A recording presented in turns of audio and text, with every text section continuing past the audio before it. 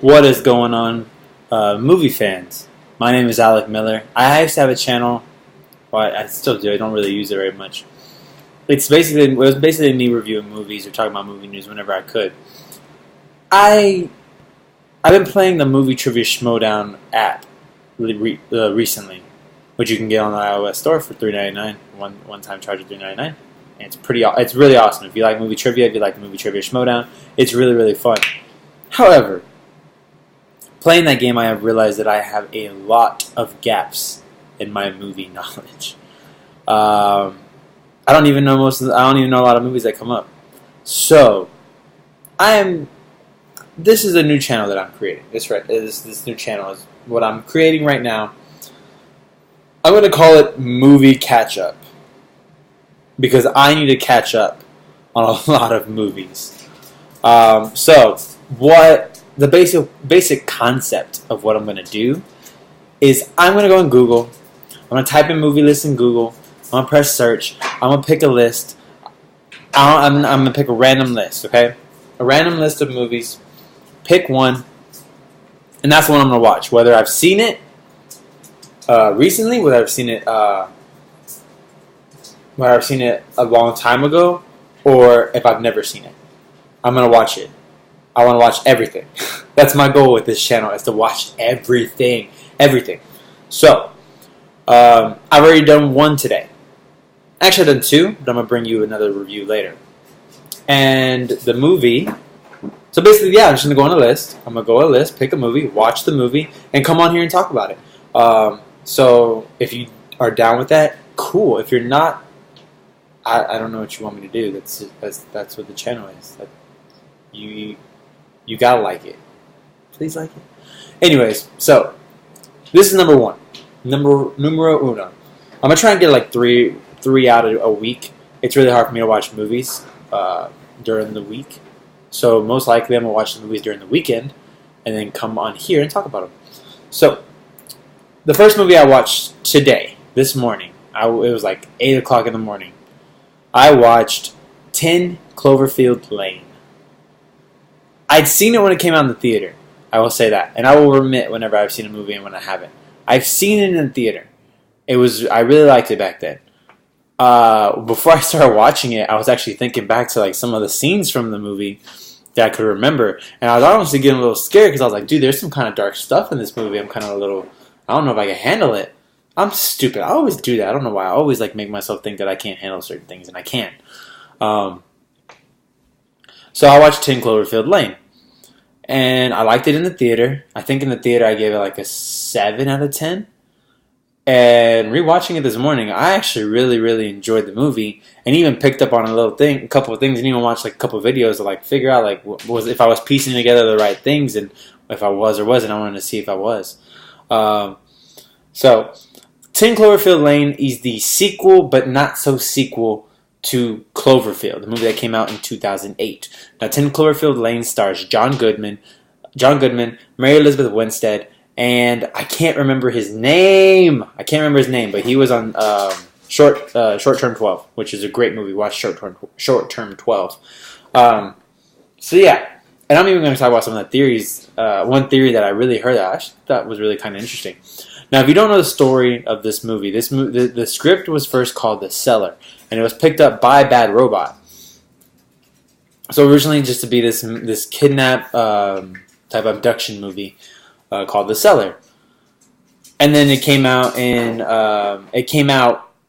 like randomly one day when the trailer came out that it was actually 10 Cloverfield Lane, and I thought that was really cool because I love Cloverfield from 2008. It's a great movie. One of the I think one of my favorite found footage movies, because it's not a horror movie. It's more like a disaster movie, even though a disaster monster movie. And it was really cool. You didn't have they had all this viral marketing that I never really paid attention to back then. But going over it now, I'm like, holy crap! There was a lot of marketing material for this movie, a lot of background information. That I actually learned after watching 10 Cloverfield Lane, and went down a rabbit hole of videos and started watching and started learning. So yeah, 10 Cloverfield Lane. It's about this woman. She's running away from her boyfriend. You don't really know what's wrong with the boyfriend. You don't know if, like, they don't ever really like say. But the boyfriend is Bradley Cooper for some odd reason. And he doesn't even sound like, you only know it's Bradley Cooper from the picture. He puts in, he's just there to get a paycheck, say like a couple lines. But anyways, so she's running away. She's driving. I think she's like driving. I don't know where she's at, but she's driving. She noticed some guy watching her at the gas station, and when she's driving, after she leaves the gas station, she's driving, and somebody knocks her off the road. And when she comes to, she's chained up. She's wearing like a tank top and no pants, and she's got a brace on her leg, and she's handcuffed. And there's John Goodman saying, like, I saved your life, blah, blah.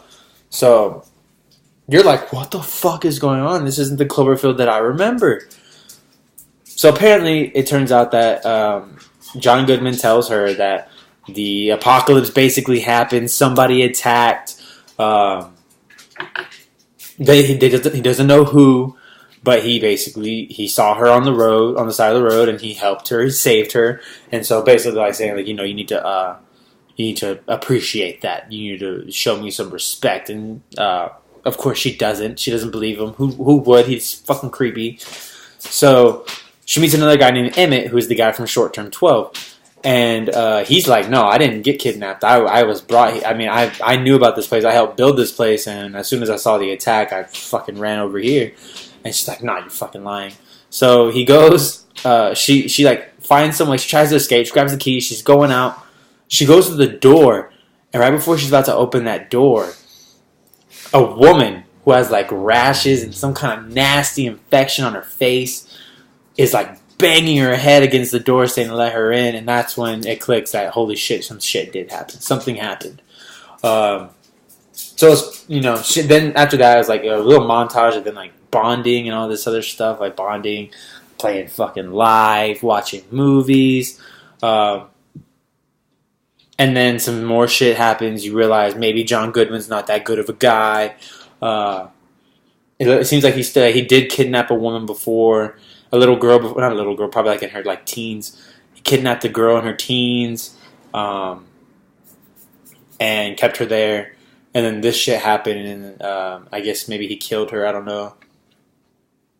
But so yeah, you think like, oh shit, like, oh, like, okay, so basically you got two things. You don't know what the hell's going on outside of the bunker. But then you also got this psycho freak, fucking weirdo, John Goodman, and you're like, fuck, basically she has come up with an idea. What is she going to go at? What is she going to basically deal with first? Is she going to go after, is she going to go to whatever the fuck is outside? Or is she going to go to, or is she going to stay here with this weirdo who is kind of crazy? Okay, well, this is the part where I'm going to get into some spoilers because I also want to talk about the theory and how this fits in with the Cloverfield movie, and also how an upcoming movie could possibly fit in that movie. So if you don't want any spoilers, if you haven't seen the movie, turn this off and then go see the movie and then come back and watch it. Okay, so spoiler alert. Now, basically what happens is she finds a way to get out. Oh, fucking John Goodman kills the dude from Short Term 12, because he found out that him and her were making some kind of like a hazmat suit, and he found the scissors and basically like said, no, it's me, and he just fucking shot him and started dissolving his body in acid. It's crazy. So then that's when Mary Elizabeth Winstead is like, fuck this, I'm out. I'm gone. So she finds a way to escape, and when she finally gets out, she jumps on top of this truck and she just look, and there's a fucking spaceship. There's a spaceship. So, okay, so she did leave. So some shit did happen. We don't know what. But now we know that it's fucking aliens. So the aliens are there. They go, something in the bunker blows up because the acid caused the fire, and fire hit something that was flammable and exploded. So the aliens come. The alien ship starts heading towards her, drops something. It's like a weird alien dog / jaguar / Like, have you ever seen like those microscopic pictures of worms? How their mouths look? That's kind of what it looks like. And basically goes after her. She gets in this truck, like trying to get away from it. The big spaceship picks it up, and it turns out the spaceship is like some kind of organism. It's organic. It's some kind of creature. You see the mouth open. She finds this bottle of whiskey, puts basically makes it a Molotov cocktail, throws it at the freaking thing, and blows up the entire creature / spaceship. So she's freed. She gets in the car. She's going. It looks like she's going toward. It says Baton Rouge, and then there's and she turns on the radio, and it's like basically saying that the military is winning on this. Like, they've taken back the southern seaboard. They're winning, but they need help. Anyone, if you want to get to a safe zone, go to Baton Rouge. If you can fight, if you have some kind of experience fighting, go to Houston because they need you in Houston. So she's at a sign where it says Baton Rouge and Houston, and she turns left. She's going to Houston. So, and basically that's how the movie ends. But and she's driving away, like on the road. It fucking lightning bolt hits, like it lights up the sky, and you see an even bigger spaceship, and you're like, holy shit! And then the movie ends. Now, this movie was directed by Dan Trachtenberg. I think I saw something that he directed the Portal fan movie. Never seen it, never played the game. But so, I gotta tell you, I like this movie a lot. It's so tension-filled to where the point where you don't even believe that anything bad is going on out there until she goes to the door and sees the woman. Now, once after that, it's like, kind of nice and fancy free and all that stuff, and then boom, shit hits the fan pretty quickly. And the twist with the aliens is freaking crazy. That was so cool.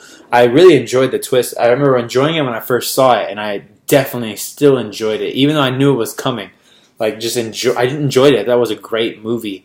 A great way to end that movie.